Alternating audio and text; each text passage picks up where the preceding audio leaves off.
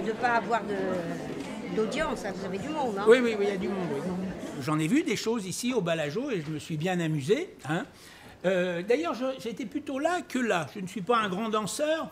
Et pour le genre de choses qui m'intéressaient, eh bien, à savoir ce livre que je viens de sortir, c'était plutôt là qu'il fallait être qu'en train de danser, quoi. Puis je ne suis pas un grand danseur. Et je suis même très content de me retrouver ici, à cet endroit, parce que là, autrefois, il y avait la caisse, et ce fameux Robert Lajat, l'arrière-grand-père, qui était un ancien promoteur de catch, catcheur et boxeur. Donc nous avons fait un livre ensemble qui s'appelait Des Halles au Balageau, Robert Des Halles. Alors lui, il avait, comme il disait, une bagoulette extraordinaire. Il était là, puis si un type le regardait bizarrement, il lui disait « Dis donc, toi, si j'éternue, tu vas aller t'asseoir. Hein » Et puis si un gars lui serrait la poigne comme ça en regardant à côté, un peu molle, il disait « C'est comme ça que tu serres la main aux hommes, toi ?» Puis si le gars, il rouscaillait, il disait bah, « Sors dehors ou passe dans mon bureau. » Passe dans mon bureau. Alors au moment d'aller dans son bureau, c'était pas bon. Alors il enlevait la veste. Est-ce que vous êtes déjà venu danser au Balageau? Oui. Alors il y avait un monsieur là qui était directeur, qui était un costaud, qui était un ancien catcheur, lui aussi, qui s'appelait Daniel Schmitt. Ça vous dit peut-être quelque chose, non? Schmittago, le beau jeune homme, enfin bon, etc.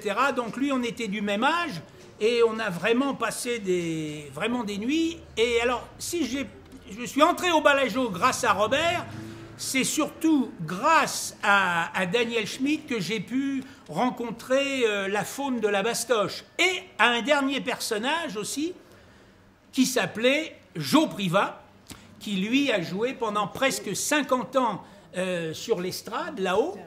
Et donc nous avons eu une amitié, j'entends dire que c'était un pilier de bar? Non. Pardon, de la maison, oui, oui, oui, oui.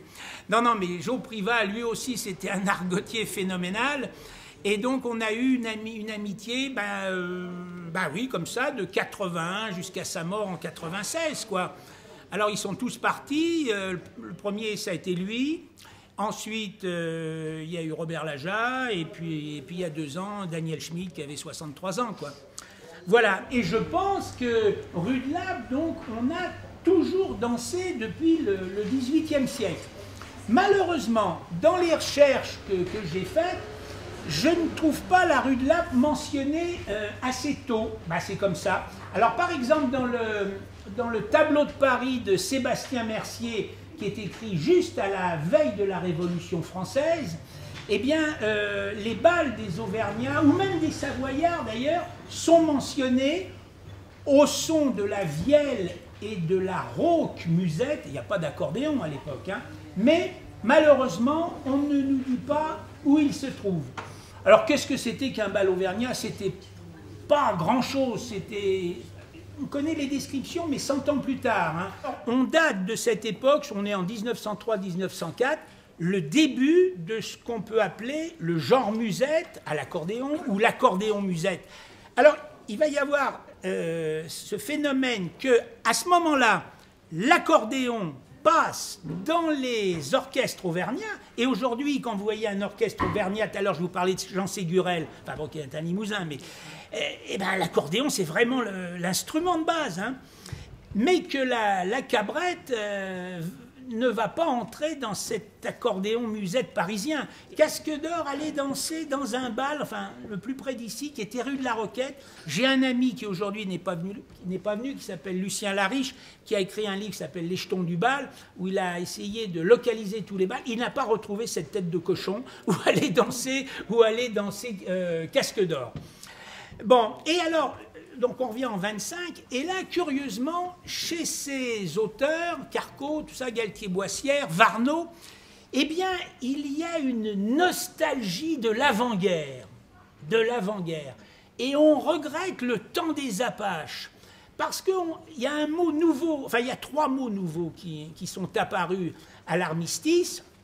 C'est Paname.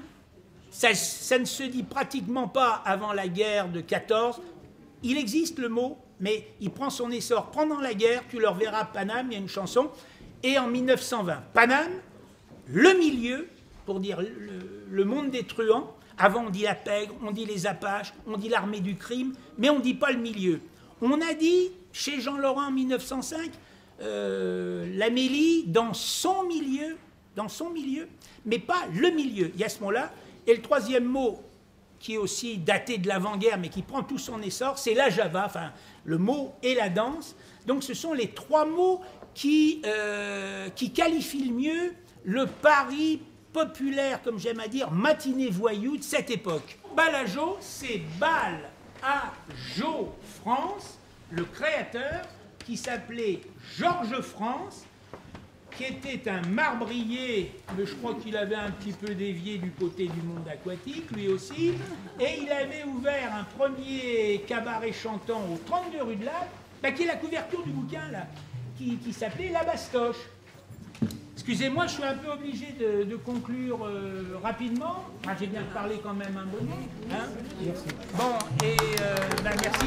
Merci à vous d'être venus et merci bien. Merci. Une photographie. Ah bah ouais. Ah bon, donc le restant c'est une boîte. Oui. Il y a quand même le mardi, la salsa. Alors, un morceau de cabrette, un morceau de musette.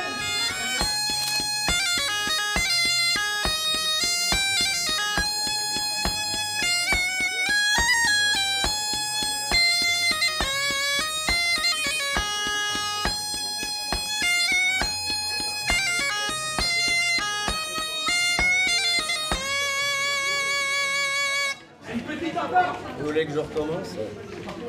Je vais être obligé d'en faire une. Pas faire la même.